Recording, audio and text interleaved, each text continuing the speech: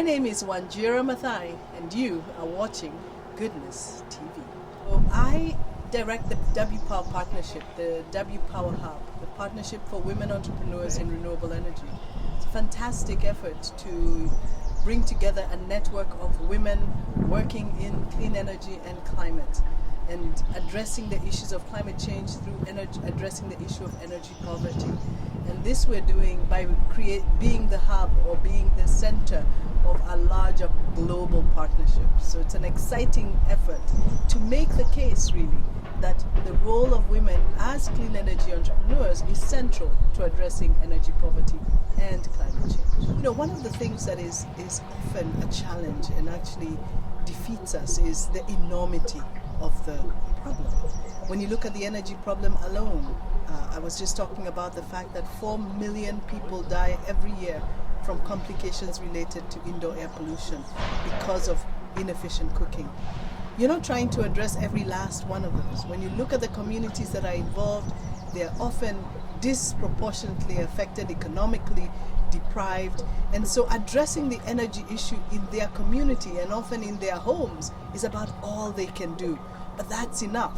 When we think about it, one home at a time, one family at a time, one woman at a time, that if we can get one woman entrepreneur and touch her life, you touch multiple lives at the same time. And very quickly she talks to her neighbor, and then she talks to her friends, and before you know it, an entire community is on clean energy. That's what we mean. Just focus on what you can do, and before you know it, it will form a web of a revolution. You know, for us, when you look at the issue of climate change, you look at the issue of energy poverty, women are disproportionately affected.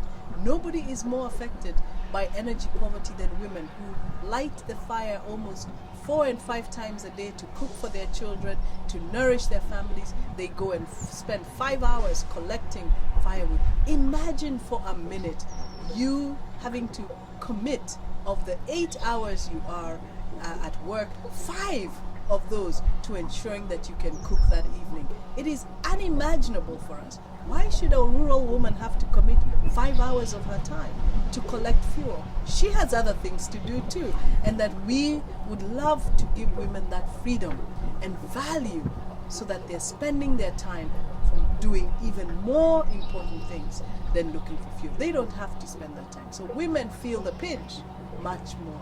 Their families eat 3 and 4 times a day because of that hard work that they do.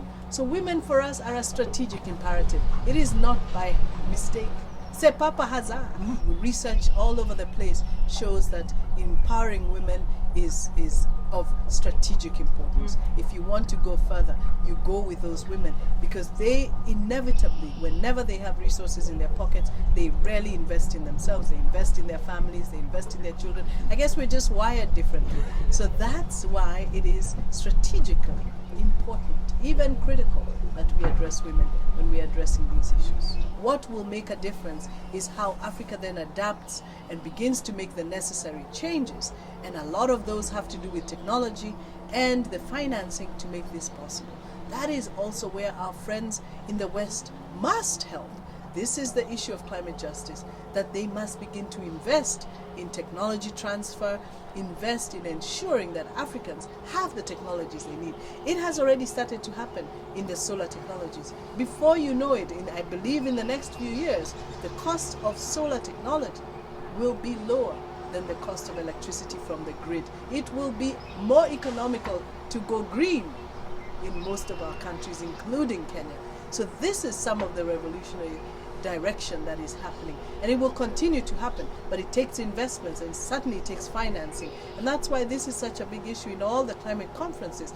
Financing for climate adaptation is one of the most important areas we must fight for. My dream is to see all women, and especially the 90% in Kenya who continue to risk their lives every day cooking on open fires, transformed by clean energy, where they live dignified, edified lives and cooking for their families like all of us do. That is the joy of most families, and not being segmented in a kitchen outdoors because of the sheer smoke. Changing the lives of 90% of these women who cook in open fires is my utter dream today.